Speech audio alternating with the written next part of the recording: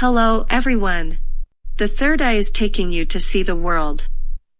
Almost every imaginable item has been auctioned off at Sotheby's in London. But this was a first, a skull. It belonged to a man who has been dead 200 years more before. In 1978, this skull was auctioned at Sotheby, and finally bought by the Swedish Royal Academy of Sciences. It was an unprecedented event. Whom does this skull belongs to? He was a genius in the 18th century. In terms of academic achievements, he was known as the Nordic giant. One of the greatest and most incredible in Nordic history. He was proficient in more than 20 different fields, such as science, mathematics, invention, astronomy, philosophy, literature and art, and was regarded as a genius scientist at the same level as Newton. He was incredible. He combined all the knowledge of mankind and left 150 books. He was also a theologian. And his peculiar experience of visiting heaven and hell has made his life even more icing on the cake. He was Emanuel Swedenborg, born on January 29, 1688. The nobleson of Stockholm, Sweden. The life of Emanuel Swedenborg was defined by his attempt to understand how the universe works. 28 years old before, as a youth spent studying everything from astronomy and mechanical engineering to anatomy. By the age of 50 was the stage of becoming a scholar, politician, and industrial technologist. After the age of 50 until his death, he was a mysticism philosophy with super ability.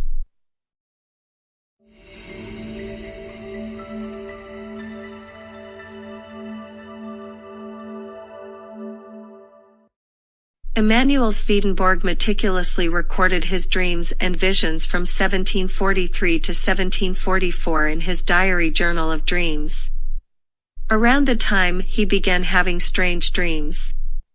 In the dream, a man, the whole body with glow, with uncleared face asked him, "Are you ready for your mission?" These inexplicable dreams made Swedenborg very confused. It was not until one day in 1745 that these strange dreams were answered. In April 1745, Swedenborg traveled in London, England. One day, when he was dining in a restaurant, suddenly he saw the brilliant light. Just as Swedenborg yelled for the boss, a man in a white robe appeared out of the light and said to him, "Do not eat too much," then disappeared. Afterwards, Swedenborg asked the boss and waiter if they had seen that scene just now. But they all shook their heads and said nothing happened. Which made Swedenborg very confused.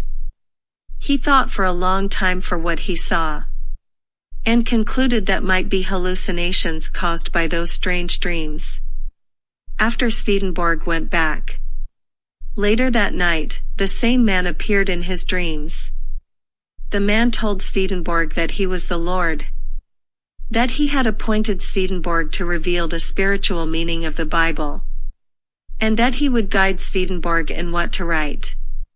The same night, the spiritual world was open to Swedenborg. From that day on, Swedenborg had the mysterious ability to visit freely in the spiritual world. He found that his soul could leave his body. Visit freely in another world, the spiritual world.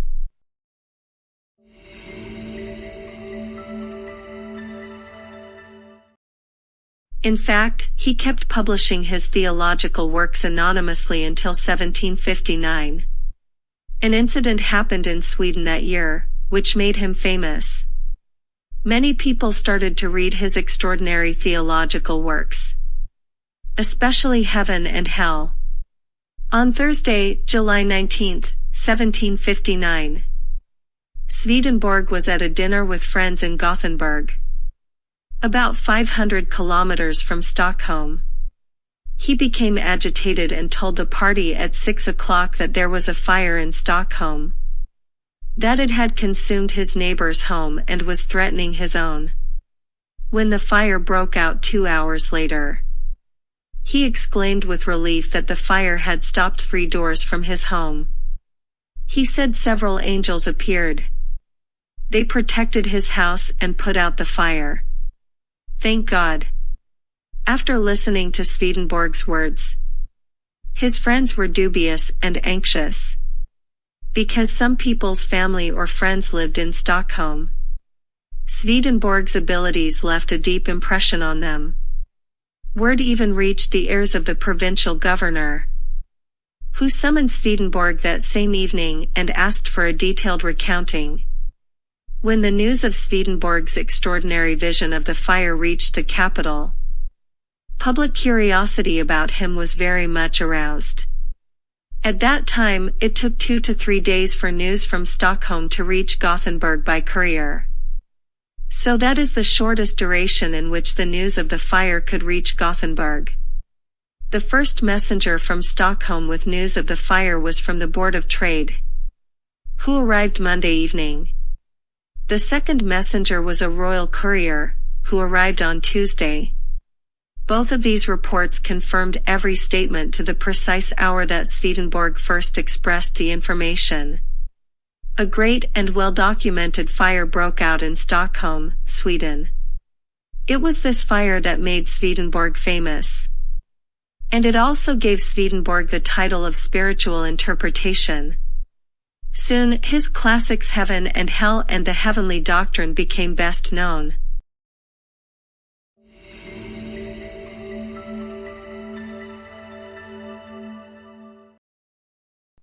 At a Stockholm gathering, Swedenborg was challenged by skeptics to a test. He was asked to identify who of those present would die first. Swedenborg immediately entered a profound state of meditation. After a while, he shared the angel's reply. Olofsson will die tomorrow morning at 4:45 a.m. This confident prediction transformed the mood of those present to one of anxious expectation. One of Olofsson's friends went to his house the next morning to test the prediction.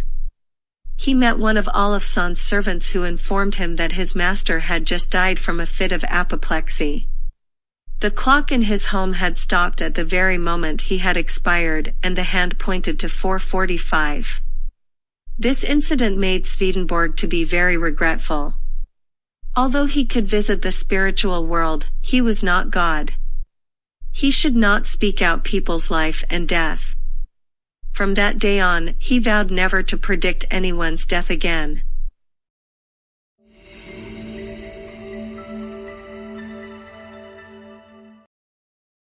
Nearly 300 years ago, Swedenborg told people many times that when people has not put off his body, that is, when he is still alive in the world, people can disguise and do anything good or bad for the purpose of fame and fortune, based on the standard of human being.